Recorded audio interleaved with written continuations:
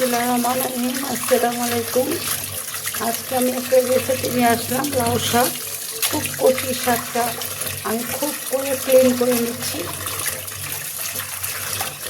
এখন কী দিয়ে রান্না করবো, চিংড়ি মাছ না শোল মাছের মাথা দিয়ে চিন্তা করছি। কী দিয়ে রান্না করলে ভালো হবে বলো তো তোমরা, দেখি। আমি সব তৈরি করে তোমাদের মাঝে ফিরে আসছি।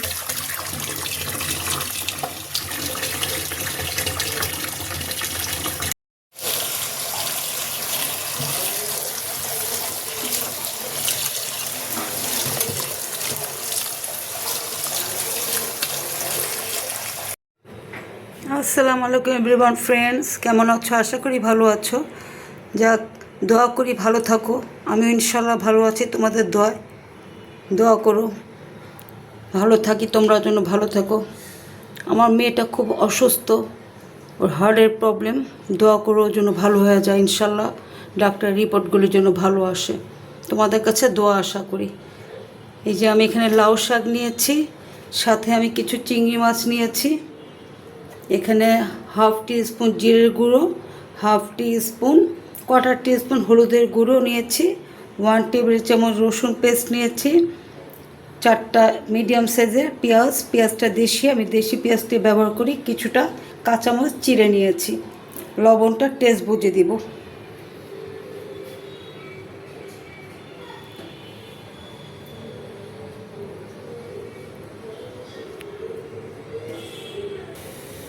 এখানে আমি ম্যাক্সিমাম তেল দিয়েছি। লাউ শাক তেলটা কম খাওয়াই ভালো, হেলদি ফুড হিসাবে।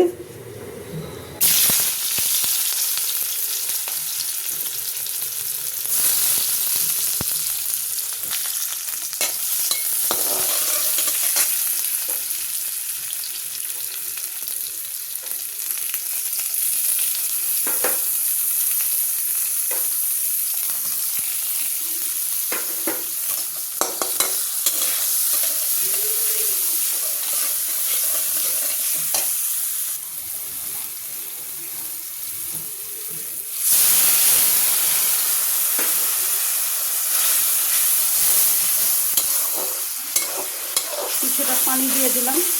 এখন আমি বেশ করে সটে করে নিব।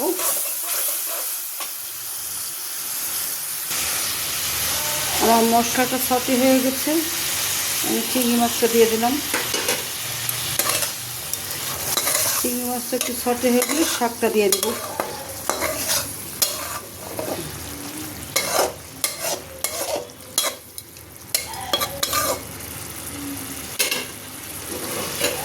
কিছুক্ষণের জন্য কাবাব করে দিলাম।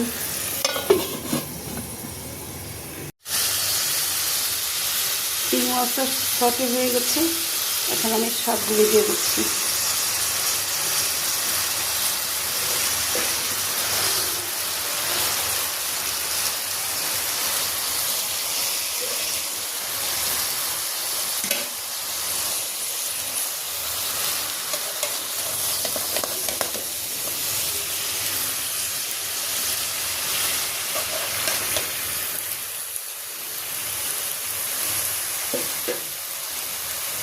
কিছুক্ষণের জন্য কভার করে দিলাম। তোমরা পাশে থেকো, কমপ্লিট হলে আমি ফিরে আসছি। আমার লাউ শাকটা অলমোস্ট কমপ্লিট। কিছু কাঁচামরিচ চিড়ে রেখেছিলাম, ওটা দিয়ে দিলাম। আর 2-1 মিনিট হলে আমি নামিয়ে ফেলবো। ডাঁটাটা আমি অতটা সিদ্ধ করি নাই, কারণ ডাঁটার মধ্যেই তো তোমার শক্তি, ক্যালসিয়াম, চাবিয়ে চাবিয়ে চুষে চুষে খাবে। আমি চিংড়ি মাছটা সটে করে রেখেছিলাম, চিংড়ি মাছটা দিয়ে দিলাম।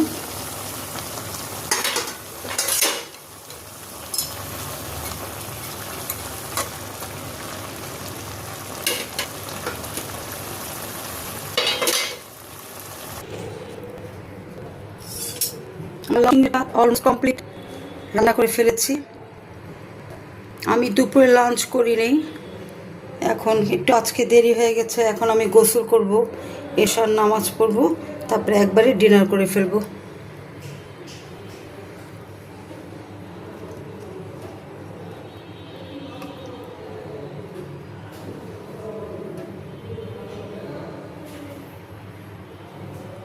ইনশাল্লাহ আবার একটা রেসিপি নিয়ে তোমাদের মাঝে ফিরে আসব। তোমরা ভালো থেকো, টেক কেয়ার, আমার জন্য দোয়া করো, আমি সুস্থ থাকি, ভালো থাকি, একটু পিস থাকি।